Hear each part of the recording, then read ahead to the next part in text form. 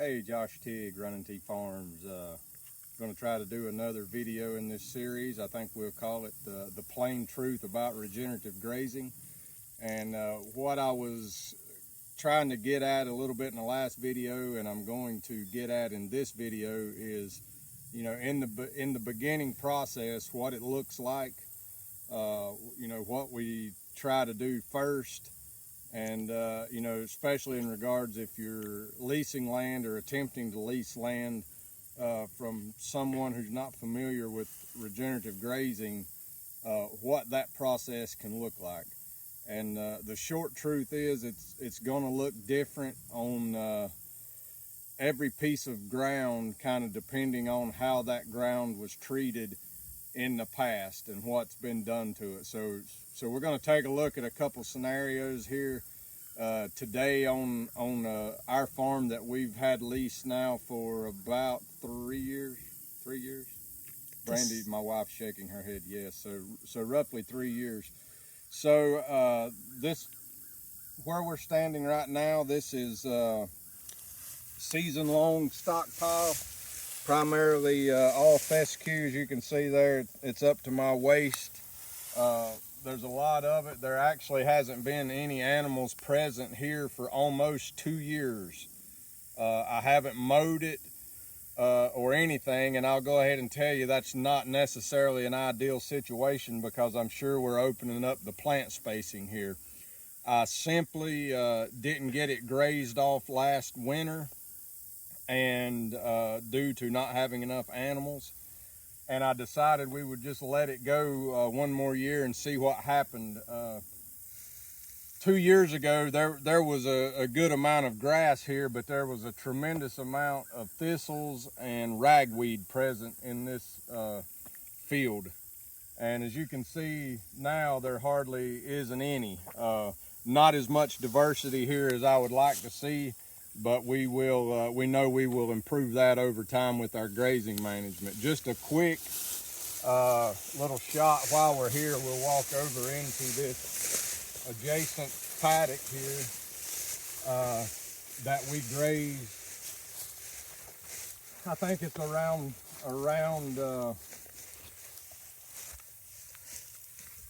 4 to 5 weeks ago, and it looked like that when we came in here. And we grazed it non-selectively with the cows, so you can see what this looks like. We was making our way back towards the barn to get our bulls out, and so we utilized a little bit of grass here on our way to the barn. So what I have seen is that if the land was in some type of a perennial pasture base, in this case it's Kentucky 31 fescue, that land will respond quicker to better management than say hay ground that has had hay made on it year after year after year is going to be slower to respond to good management than land that's been in permanent pasture. Even though this was set stocked and overgrazed for many years, you can see just looking out through there, with a year or two of good management, it really responds well. And the same thing over there. So this has been grazed and rested non-selectively. So we would graze this at high stock density, and then it was allowed to rest and recover, and it just does a beautiful job. So we're going to take a look now at some ground that had been hayed for several years. So pause. Okay, so we've switched locations. We're over here. We grazed this off last winter. I think we was last here in January or February. So it had stockpiled the whole growing season prior to that, and we grazed this off in January or February time frame. I can't remember exactly when, non-selectively, and it's been allowed to rest until now.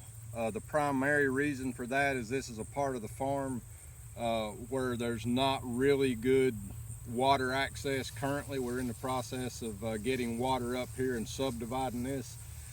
So that's why we rested this section of the farm back to back. It was just simply a logistics thing. lack of water and infrastructure up here.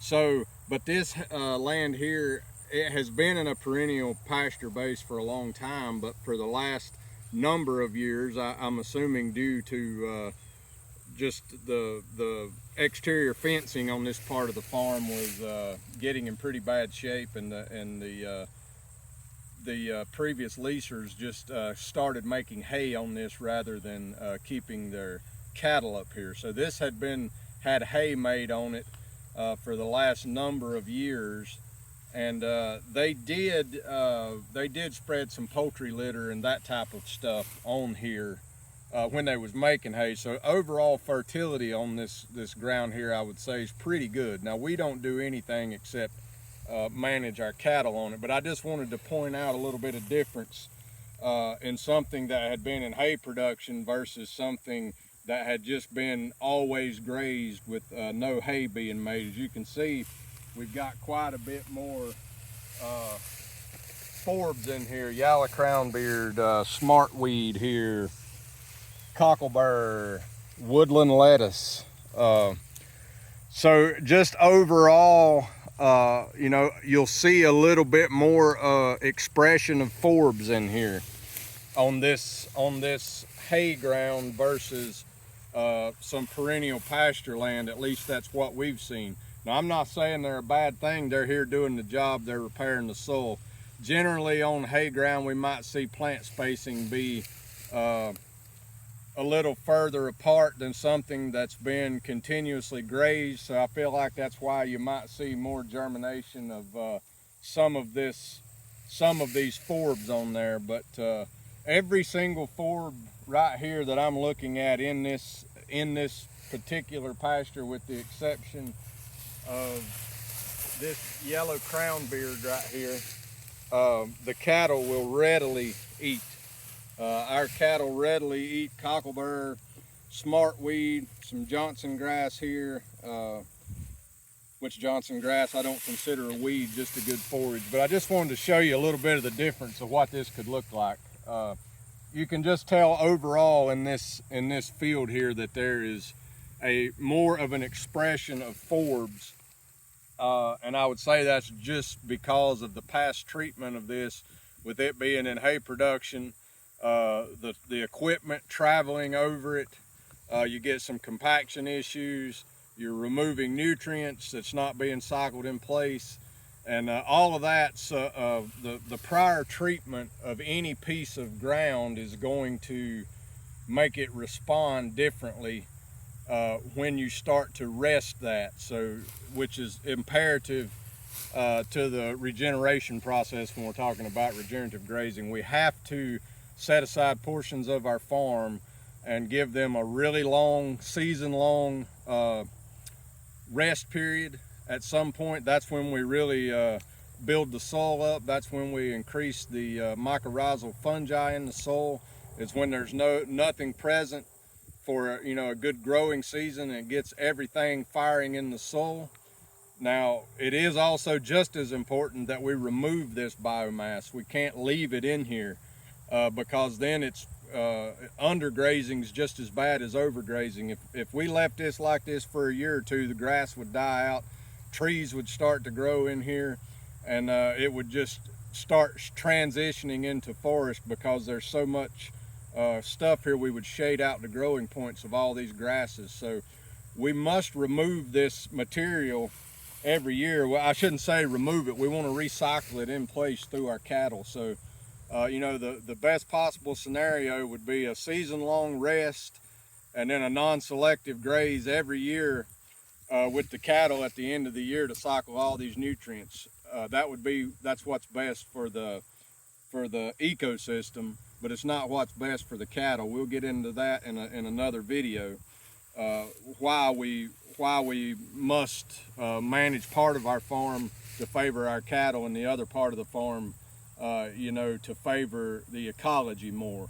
So we'll get into that, but we're going to go have another look now at another field that has traditionally been in crop production for a long time until we took over management of it. And you'll see there's a pretty stark contrast between even pasture land and this being hay ground versus something that was been in conventional row crop production for a number of years.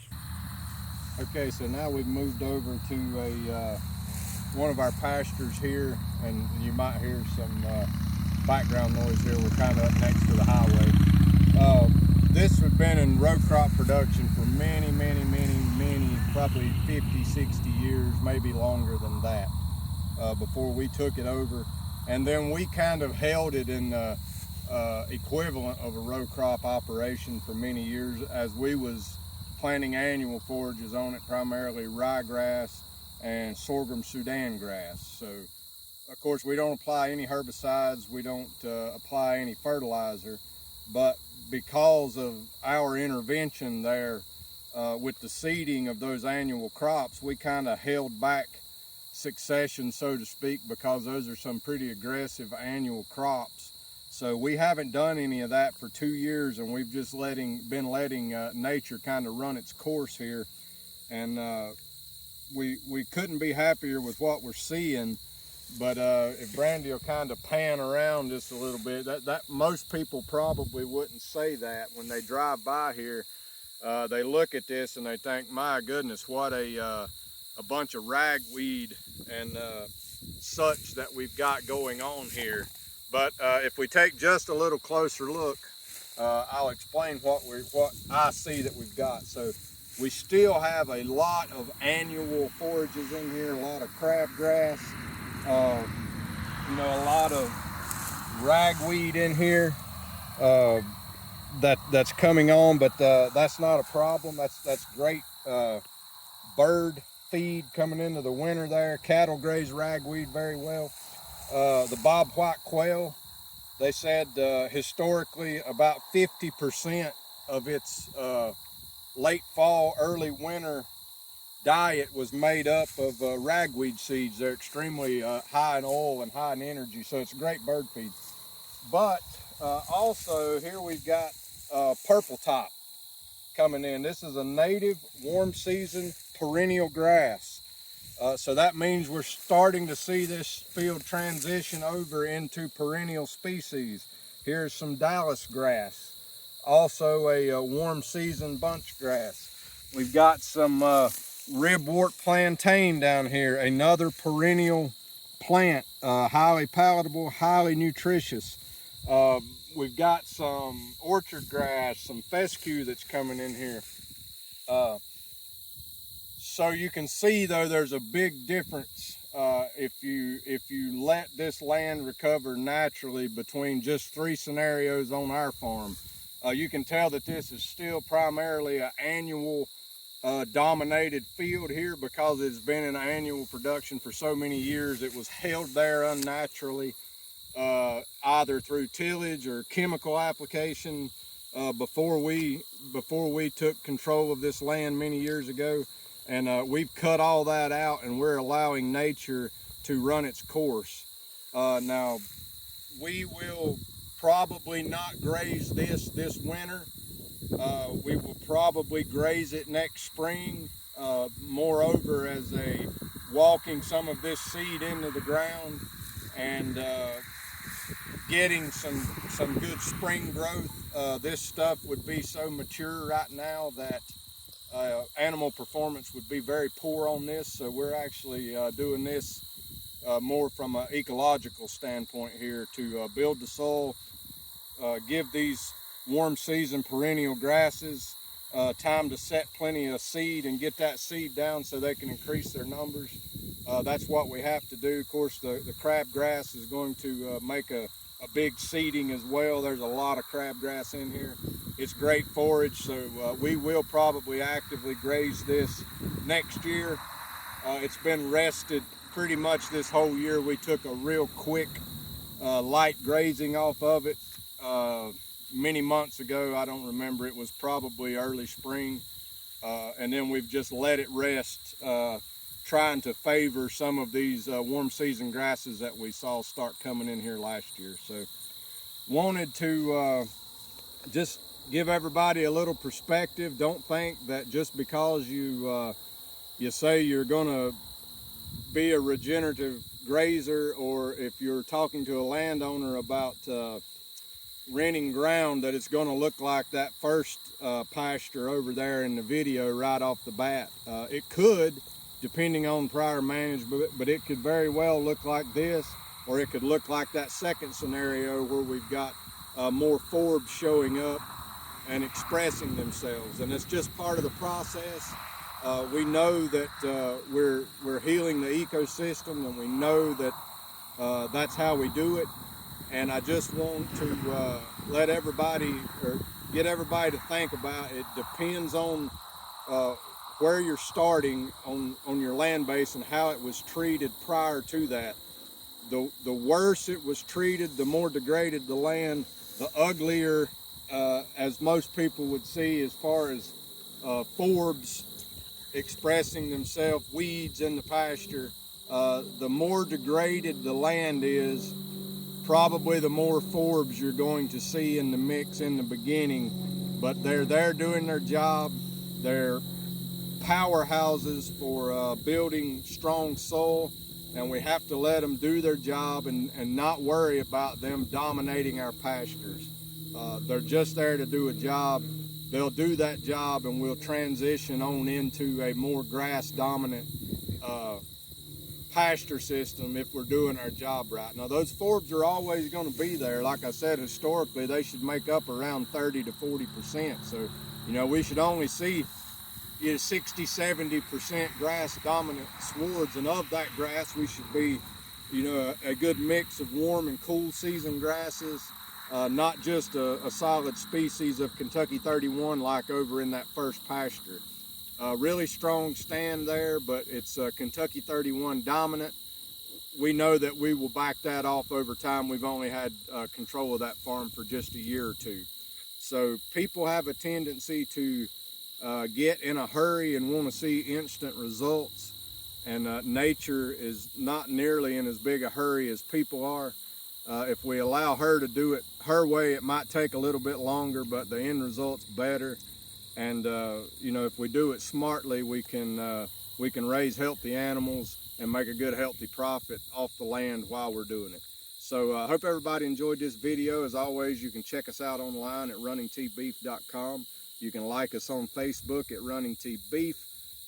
Watching on YouTube, click that like and subscribe button. Please share this video if you think it's anything that somebody wants to see, to try to educate people and educate landowners about what regenerative agriculture can look like.